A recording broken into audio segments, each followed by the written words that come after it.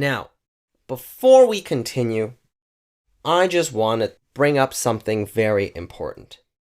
So in this course, we will cover extensively many concepts in React, but also a lot of concepts in JavaScript, because they will fundamentally play a large role in how we understand the code that we're writing. Now, the first things I want to focus on are actually array methods, particularly these 5: map, filter, reduce, find, and includes. Now, we may not cover all of them right away because we're not going to use, for example, reduce until later in the code. But I want to cover the ones that we will encounter immediately. So even though I'm showing you these 5, don't worry if you feel like you don't know them all right away. I'm definitely going to cover them just before we have to use them. Or whenever we do use them, I'll explain it then. But this is an important concept, the idea of array methods. The reason for this is because we will use them a lot inside of our React code. Array methods are methods you can call on any array that will perform some kind of action on that array or with that array.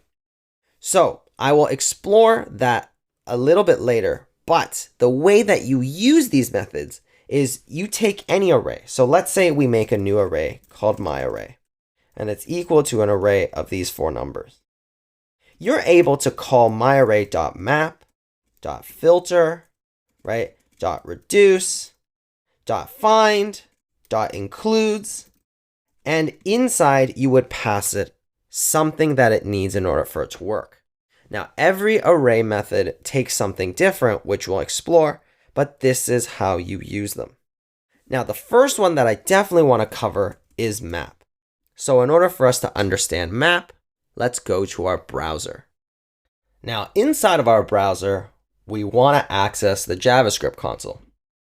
So in order to do that, we have to right-click and click Inspect. Now, if you're familiar with the dev tools, you'll know that the console is right here. But if you're not familiar with the dev tools, this is a great tool that we're going to use to see how our web application is either performing or how it ends up being rendered. But there's lots about this tool that is a very good lens for us to use to see how our application is doing. But for this case, we're going to click this console tab up here to go to the JavaScript console. This allows us to write and run JavaScript code because the browser supports JavaScript. So what we're going to do is we're going to declare our array again. So const myArray equals an array of 1, 2, 3, 4. Now, what we want to do, for example, to better understand what map does, is to understand what we're trying to get to. So let's say we have this array. What if I wanted to increase the value of each element in this array by 1, so that I get an array of 2, 3, 4, 5? How do we do this?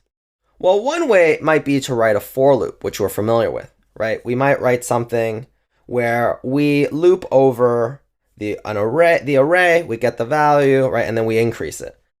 But that's kind of very similar to what map does, but in a more efficient way.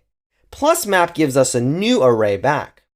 So what we would write is map myArray.map, and then inside we pass a function that gets called on each element in the array in the order that they appear.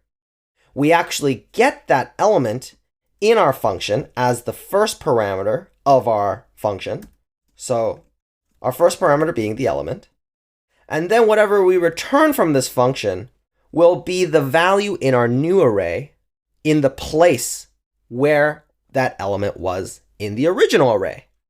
So if we do element plus 1, then we'll get 2, 3, 4, 5. Because we're just taking the element from that place and adding 1 and returning it in a brand new array. we don't even have to use the element. We could actually, instead of mapping with the element, right, we could pass nothing through and just return the letter B. And what we'll get, don't need the return. And what we'll get is B in 4 places where this function was called on each element in the array. But this is also a new array. We know this because my array is still 1, 2, 3, 4. So this is what map does. It lets us create new arrays based on our existing arrays. And this is really handy, and we'll use it extensively when building our application.